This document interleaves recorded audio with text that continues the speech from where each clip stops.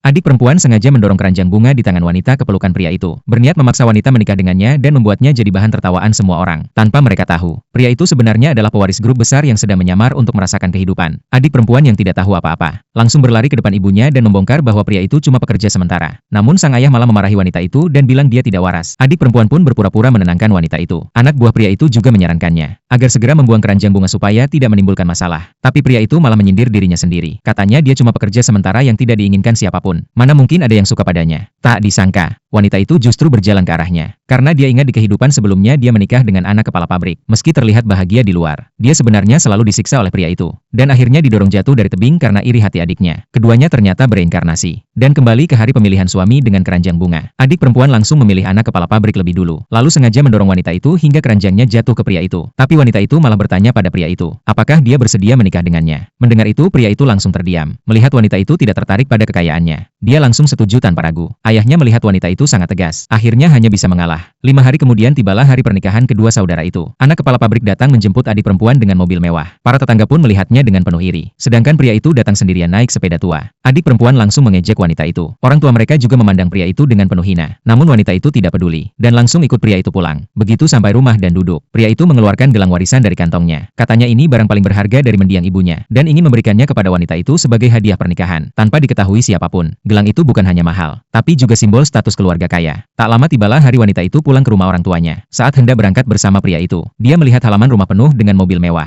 Orang-orang di dalamnya turun dan menyapa pria itu dengan sangat hormat, demi menyembunyikan identitasnya. Pria itu bilang mereka hanyalah teman-temannya. Wanita itu pun bilang dia akan pulang duluan dan menunggu di rumah orang tuanya. Setelah wanita itu pergi, pria itu baru tahu bahwa kakeknya masuk rumah sakit karena sakit parah. Dia segera menyuruh anak buahnya mengirim hadiah ke rumah mertuanya. Sementara dia sendiri buru-buru ke rumah sakit. Di sisi lain wanita itu sampai di rumah orang tuanya. Namun melihat ayah dan ibunya sangat ramah menyambut anak kepala pabrik. 2 botol arak yang dia bawa justru dibanting ayahnya di depan semua orang. Bahkan dia ditampar dengan keras, demi mempermalukan wanita itu. Adik perempuannya langsung merebut gelang dari tangannya, lalu berkata kalau dia suka memberi arak, maka sekarang harus merasakan akibatnya. Adik perempuan pun menyuruh orang-orang memecahkan botol-botol itu, lalu berkata kalau wanita itu ingin gelangnya kembali, dia harus merangkak melewati pecahan kaca. Wanita itu teringat bahwa gelang itu satu-satunya peninggalan ibu pria itu. Dia pun langsung setuju tanpa ragu. Di sisi lain pria itu yang sudah tahu semuanya, langsung membawa anak buahnya bergegas datang. Saat itu wanita itu sudah selesai merangkak dan mengambil kembali gelangnya. Tapi adik perempuannya masih terus menghina, bahkan mengancam akan memukulnya. Namun tepat sebelum dia sempat bertindak, pria itu datang bersama para temannya tepat waktu.